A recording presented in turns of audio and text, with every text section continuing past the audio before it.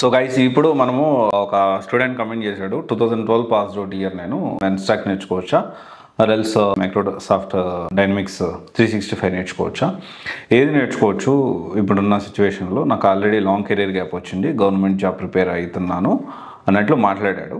ఇక్కడ ఏంటి అంటే ఈ 12 ఇయర్స్ ఆల్మోస్ట్ ఇప్పుడు 2024 అయిపోయింది, 2025 కూడా వస్తుంది, అంటే ఆల్మోస్ట్ 13 ఇయర్స్ గ్యాప్ వచ్చింది. ఇక్కడ ఫస్ట్ మనం ఆలోచించాల్సిన విషయం ఏంటి అంటే ప్రతి ఒక్క స్టూడెంట్ కూడా ఈ 13 సంవత్సరాల గ్యాప్లో ఏం చేస్తున్నారు, ఏం చేశారు అని ఖచ్చితంగా మనం మాట్లాడుకోవాలి.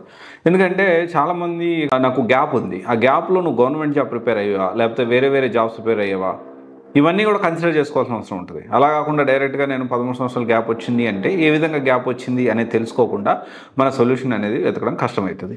అయితే ఇక్కడ ఏంటి అంటే ఈ 13 years gap government job prepare అవుతూ గ్యాప్ వచ్చిన విధంగా కన్సిడర్ చేస్తూ నేను ఈ కంటిన్యూషన్ అయితే చేస్తూ ఉన్నాను వీడియో అనేది.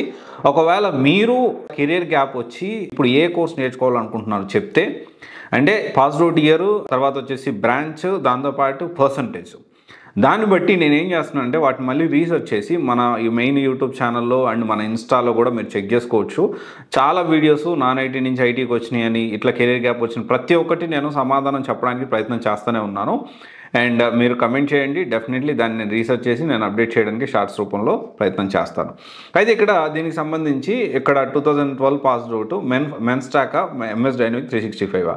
జనరల్గా ఏంటి అంటే మెన్స్టాక్ అనేది మాంగోడిబి, తర్వాత ఎక్స్ప్రెస్, తర్వాత రియాక్ట్, express.js, రియాక్ట్ అండ్ నోడ్.js ఈ 4 కాంబినేషన్లో మెన్స్టాక్ అనేది ఉంటుంది.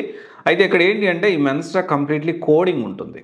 ఇక్కడ మనం కెరీర్ గ్యాప్ వాళ్ళు ఈ కోడింగ్ నేర్చుకొని ఈ ఎక్స్పీరియన్స్ క్యాండిడేట్లకు వెళ్ళాలి అంటే కష్టమవుతుంది. అందుకని ఇక్కడ ఏంటి అంటే మెన్స్టాక్లో కూడా ఆపర్చునిటీస్ కూడా ఒక 3 ఇయర్స్ ఎక్స్పీరియన్స్ 2 ఇయర్స్ ఎక్స్పీరియన్స్ ఉన్న వాళ్ళకి కొంచెం ఆపర్చునిటీస్ ఉంటాయి. ఫ్రెషర్స్ అంటే కంప్లీట్లీ 0 ఎక్స్పీరియన్స్ ఉన్న వాళ్ళకి అయితే కష్టమవుతుంది. మళ్ళీ 2 ఇయర్స్ 3+ ఉన్న వాళ్ళకి కాల్స్ ఎక్కువ ఉంటాయి. కాకపోతే ఆ ఎక్స్పీరియన్స్ అనేది మనం చూపించుకొని వెళ్ళాల్సి ఉంటుంది. వేరియాస్ ఎంఎస్ డైనమిక్స్ కూడా అలాగే ఉంటుంది. దీంట్లో కోడింగ్ అనేది తక్కువ ఉంటుంది. ఒక 1 మంత్ 40 డేస్ 2 మంత్స్లో మనం నేర్చుకోవచ్చు. వేరియాస్ మెన్స్టాక్ నేర్చుకోవడానికి మనం మినిమం 4 to 5 months పడుతుంది. వాట్ ఈజ్ వాట్, ఎందుకంటే రియల్ టైం ప్రాజెక్ట్స్, ఎందుకంటే కోడింగ్ ఉంటుంది, ఇది తెలుసుకోవడానికి మినిమం ఒక 4 months అయితే మినిమం పడుతుంది. వేరియాస్ ఎంఎస్ డైనమిక్ 365 విషయం చూసుకుంటే వితిన్ 45 days 2 monthsలో కూడా మనం నేర్చుకొని దీంట్లో కూడా సేమ్ దీనిలాగే 2 years 3 years వాళ్ళకి కాల్స్ ఎక్కువ ఉంటాయి. బట్ ఏంటి అంటే మనం నేర్చుకొని దీని సైడ్ వెళ్ళడానికి అవకాశాలు అయితే ఎక్కువ ఉంటాయి. అండ్ తర్వాత విషయం చూసుకుంటే జాబ్ రోల్స్ మెన్స్టాక్లో అయితే మెన్స్టాక్ డెవలపర్గా, జావాస్క్రిప్ట్ డెవలపర్గా, ఫుల్ స్టాక్ డెవలపర్గా మనం వెళ్ళొచ్చు. వేరియాస్ మన ఎంఎస్ డైనమిక్స్ 365 చూసుకుంటే ఇది ఒక సిఆర్ఎం టూలు, దీంతో పాటు సిమిలర్గా ఉన్న సిఆర్ఎం టూల్ సైడ్ మనం వెళ్ళడానికి అవకాశం ఉంటుంది. సేల్స్ ఫోర్స్ కానీ లేకపోతే తర్వాత మనం చూసుకుంటే రీసెంట్గా జోహో బాగా పాపులర్ అవుతుంది, ఇండియన్ కంపెనీ సిఆర్ఎం అది. అండ్ మన హైదరాబాద్లో కూడా రీసెంట్గా కొత్త ఆఫీస్ అనేది ఓపెన్ చేశారు అనమాట జోహోది. అండ్ మెల్లగా ఏంటి అంటే ఫస్ట్ ప్లేస్లో అయితే ఇప్పటికీ స్టిల్ సేల్స్ ఫోర్స్ అనేది కొనసాగుతుంది. బట్ 2021 తర్వాత వచ్చిన చేంజెస్ వల్ల ఈ ఎంఎస్ డైనమిక్స్లో కోడింగ్ అనేది చాలా తక్కువ, సేల్స్ ఫోర్స్లో హై కోడింగ్ ఉంటుంది. ఈ ఎంఎస్ డైనమిక్స్ అనేది కోడింగ్ తక్కువ ఉండడం వల్ల అంటే ఎక్కువగా ఆటోమేషన్ వచ్చేసేసి దాంట్లో కూడా ఆర్టిఫిషియల్ ఇంటెలిజెన్స్ ఆటోమేషన్ వచ్చేసేసి కోడింగ్ పార్ట్ అనేది చాలా వరకు తగ్గింది. ఎంఎస్ డైనమిక్స్ 365 సక్సెస్ దాని సైడ్ వెళ్ళాలి అనుకుంటే కొంత బేసిక్ నాలెడ్జ్ ఆఫ్ C# గురించి మనకు ఐడియా ఉండాల్సిన అవసరం ఉంది. అండ్ ఇంకోటి వచ్చేసి ఏంటి అంటే ఇక్కడ పాసిబిలిటీ చూసుకుంటే ఇక్కడ మెన్స్టాక్ నేర్చుకొని మనం జాబ్ తెచ్చుకోవచ్చా అంటే ఎస్, జాబ్ తెచ్చుకోవచ్చు. అండ్ ఫర్దర్గా మనం కూడా రియాక్ట్ చేయొచ్చు. అండ్ మళ్ళీ ఫారెన్ వెళ్ళాలన్నా కానీ ఈ రియాక్ట్ సైడ్ కొంచెం ఎక్కువ ఆపర్చునిటీస్ అనేవి మనకు అక్కడ ఉంటాయనే విషయం మర్చిపోవద్దు. వేరే ఎంఎస్ డైనమిక్స్ 365 కూడా బాగానే ఉంటుంది. ఇప్పుడు ఇక్కడ కూడా కాల్స్ అనేవి బాగానే ఉన్నాయి. అండ్ కాకపోతే ఇక్కడ మనం అర్థం చేసుకోవాల్సిన విషయం ఏంటి అంటే ఈ 10 years మన కెరీర్ గ్యాప్ అనేది 10 years ఎలా ప్లాన్ చేసుకున్నాం అనేది కూడా ఇక్కడ మ్యాటర్సే. అండ్ చాలామంది ఇక్కడ ఇంకొక విషయం వచ్చేసి ఏంటి అంటే శాలరీస్ ఎలా ఉంటాయి అంటే yes, both are having very good salaries విషయంలో ఎలాంటి ప్రాబ్లం లేదు. అండ్ 4+ years వాళ్ళకి మెన్స్టాక్ వాళ్ళు బాగా అంటే లైక్ ఒక 15 lakhs 20 lakhs తీసుకున్న వాళ్ళు కూడా నాకు తెలుసు. వేరియాస్ ఎంఎస్ డైనమిక్స్ 365లో కూడా సేమ్ 15-20 లక్షల వరకు మినిమం 5 years 6 years ఎక్స్పీరియన్స్ ఉన్న వాళ్ళకి అంతా డ్రా చేసే వాళ్ళు కూడా ఉన్నారు.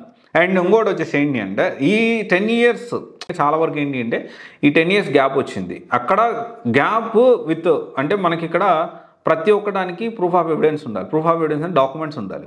10 సంవత్సరాలు ఒక 2 సంవత్సరాలు 3 సంవత్సరాల వరకు కన్సిడర్ చేస్తారు. ఏదో ఒకటి చెప్పొచ్చు, మనము గవర్నమెంట్ జాబ్ ప్రిపేర్ అవ్వడం ఇంకోటి చెప్పొచ్చు. కానీ మిగతా అన్ని ఇయర్స్ కూడా ఎప్పుడెప్పుడు ఏమేమి చేసామనేది డాక్యుమెంటేషన్ అనేది ఇప్పుడు చాలా ఇంపార్టెంట్. అది కూడా మనం ఆలోచించాల్సిన అవసరం ఉంది. దీంతోపాటు కోడింగ్ తక్కువైన స్నాప్ లాజిక్, డెల్ భూమి ఇలా చెప్పుకుంటూ పోతే డెవాప్స్, డేటా సైన్స్ కూడా మనం నేర్చుకోవచ్చు. డేటా సైన్స్ కూడా మనం నేర్చుకొని ఫ్రెషర్గా ఇట్లా ఇంటర్న్షిప్ త్రూ వెళ్ళొచ్చు, డేటా అనలిస్ట్ వెళ్ళొచ్చు, తర్వాత టెస్టింగ్ వెళ్ళొచ్చు, సేల్స్ ఫోర్స్ వెళ్ళొచ్చు, సైబర్ సెక్యూరిటీ వెళ్ళొచ్చు. ఇలా చెప్పుకుంటూ పోతే ఒక 50 నుంచి 70 కోర్సు ఉన్నది. మనం మాట్లాడుకుంటూ పోతే ఇన్ డీటెయిల్గా మాట్లాడుకుంటూ పోతే 50 to 70 కోర్సెస్ పైనే ఉంటాయి, తక్కువ ఉండవు. ఇంకా తెలియని ఇంకా చాలా ఉంటాయి ఇక్కడ సాఫ్ట్వేర్ సంబంధించి. ఇక్కడ మనం అర్థం చేసుకోవాల్సిన విషయం ఏంటంటే కెరియర్ గ్యాప్ వచ్చింది, దాన్ని ప్రాపర్ వేలో ఎలా ఎగ్జిక్యూట్ చేయాలి, ఈ గ్యాప్ని ఎలా ఫిల్ చేసుకోవాలి, ఇప్పుడు ప్రజెంట్ ట్రెండ్ ఏంటి, మనకే సూట్ అవుతుంది, మనం ఏది నేర్చుకోగలుగుతాం, కొంచెం కోడింగ్ ఉన్న నేర్చుకోగలుగుతాం, కోడింగ్ వద్దనుకుంటున్నారా, అండ్ కొన్నిటికి కమ్యూనికేషన్ బాగా అవసరం పడుతుంది. ఎందుకంటే కమ్యూనికేషన్ కొన్నిటికి మినిమం కమ్యూనికేషన్ అవసరం పడ్డా, కొన్నిటికి బాగా కమ్యూనికేషన్ అవసరం పడుతుంది.